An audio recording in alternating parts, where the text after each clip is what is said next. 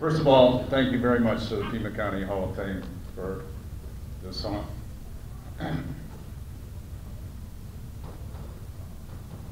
guess I wish I would have been first, because it's incredible to hear all these stories, and it's unbelievable how many, even though we come from so many different areas and venues, so many similarities that have brought us to this moment right now.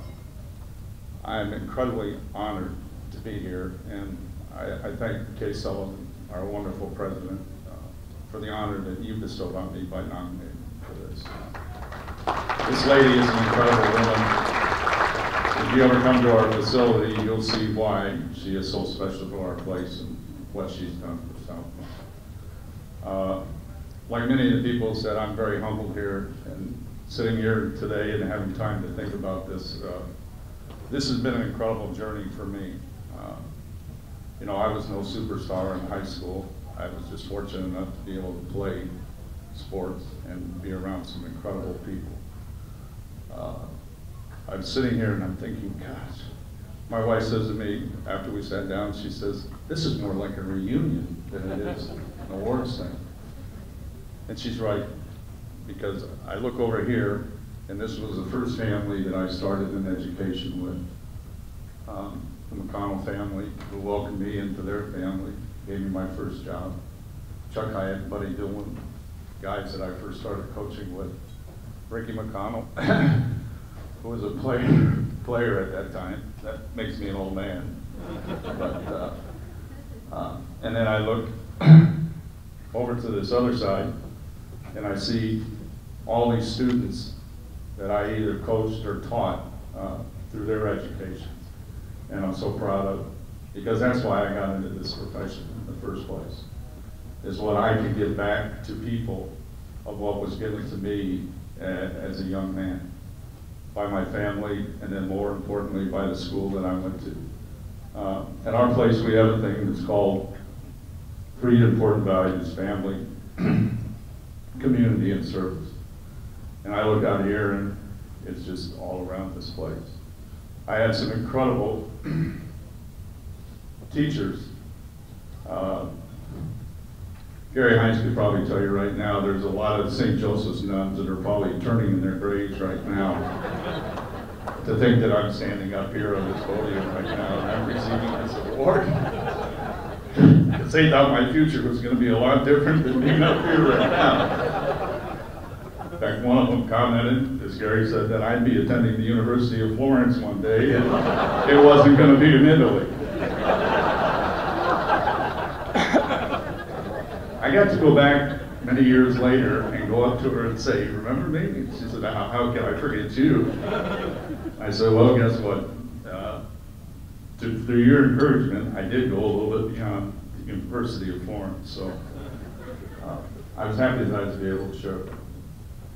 I humbly accept this award, but there's some people that I want to thank that had this incredible impact on me, that allowed me to have this incredible journey. I mean, how could I ever fail at the beginning when I got to start with the McConnell family and the Saguaro community in my first couple of years?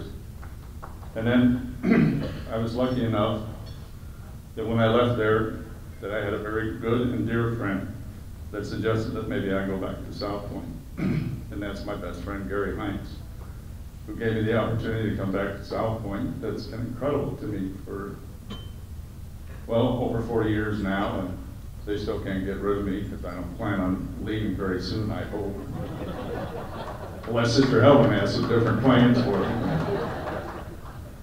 So I want to quickly thank some people. I had some incredible teachers. Sister Arthur Joseph, Sister Bridget Marie, Father Frank, Father Leo, and then most importantly, probably one of the most important people in my life as far as a role model and a mentor, Father John O'Malley, who unfortunately passed away a couple of years ago. But I had the great opportunity the evening before he passed away to be able to stand with him and a group of people to be able to say to him how much I appreciated what he did for me. And the reason I was there is because of the patience that he had. So, Father John, thanks. the faculty and the staff that I've worked with for the last 40 years, I thank you all so much for being here tonight. You make my life every day, and that's why I go to that school. We have an incredible principal who was a gift to us and got brought to us about 3 years ago, and what a life she's brought back to our school. She's incredible. She's there every day and every day. The kids love her. She's what education's about. Coaches, some of you are out there. I had the honor in coaching basketball to compete against probably most of the guys that are in the Hall of Fame and deserve to be in this Hall of Fame. I thank you, the Dan Huss, Paul Bills, the Mel Carleys, the Jerry Libect, the Buddy Dooms, the Dick McCombs, the Bill Baileys.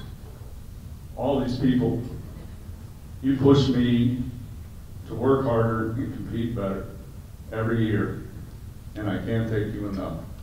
You know, the winning and the losing never meant anything to me.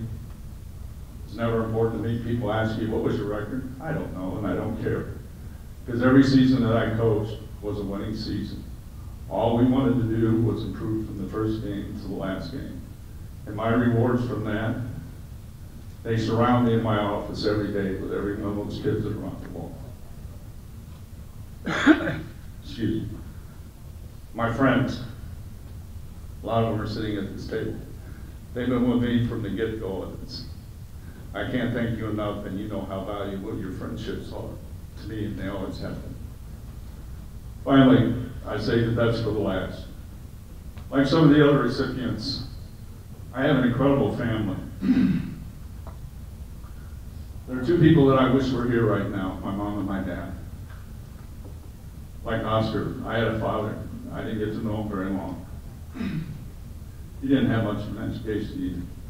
But what he gave us in the short time that he was here to me and my brothers is he taught us and gave us a great love for sports.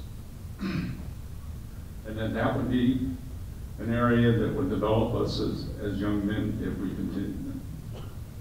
And my mother, the incredible girl. She was left as a widow with 8 kids, ranging from 12 to 10 and a half. And always told us and set the priority, as others have said, that the most important thing in her life was to take care of us, which is what she did. And even to her last breath, she was doing the same thing. Her greatest accomplishment, and what was most important to my mother, was education. And that was to see all 8 of her kids graduate. And she did that. And all 8 of us graduated. Not only graduated, all 8 of us graduated from the University of Arizona. Which she's incredibly proud of. Since she was an employee there for about 25 years. And they helped her, and she was eternally grateful to them for everything that they gave to us too. Coaches, I could have never failed because of the people that I got to start with. Dick McConnell, again, probably the best there ever was in basketball. And I had the opportunity to be part of his legacy as well as the rest of the group over here.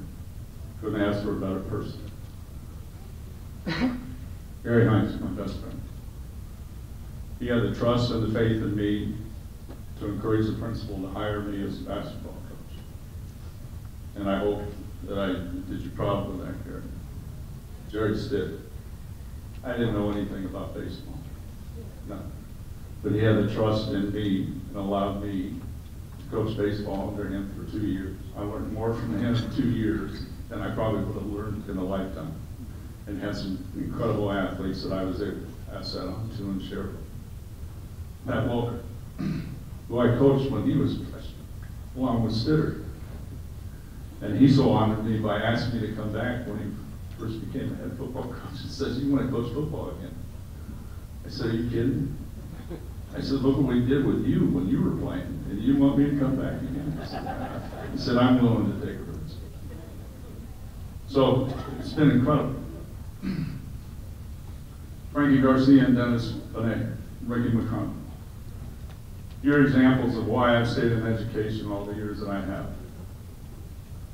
Because you have chosen the same profession again to be able to give back and to impart most important things that we can give to students every day.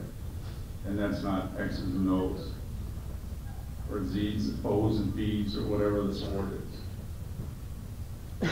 It's preparing them for life and what's ahead for them. I would say the best for last, my family, my brothers and sisters. I can't thank you enough. You've always been there for me.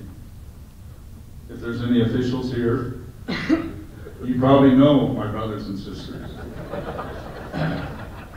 You may not know them by name, but you certainly knew them by face if you were at any of our games, because my team was never wrong. You were always wrong with this. But again, I love you and thank you so much. Most important people, my wife and my kids, Kelly and Sean. Alan, you sacrificed so much in your lives for me, so I can have this. And I did that. I can't thank you enough. Kelly, it excites me every day that I see you working with Tom. Because of loving you. Sean, I could only be half the person that you are.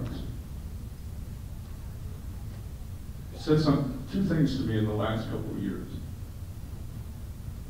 One, when you called me up when you were in college, much that you didn't want to do it, and you said, I never thought I'd make this phone call to you, Dad, but thanks for being so hard on me, because now I understand why and what you were doing. The other was the other day when you got here, and you said to me, Dad, you were a pretty good coach. But you said what you were better than as a coach was you were a teacher. That's the ultimate compliment, son. You said you taught the game, and the kids that played for you loved the game. Thank you, son. Elmer, what can I say about you?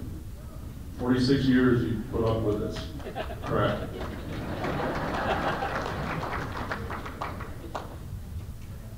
But I can't thank you enough.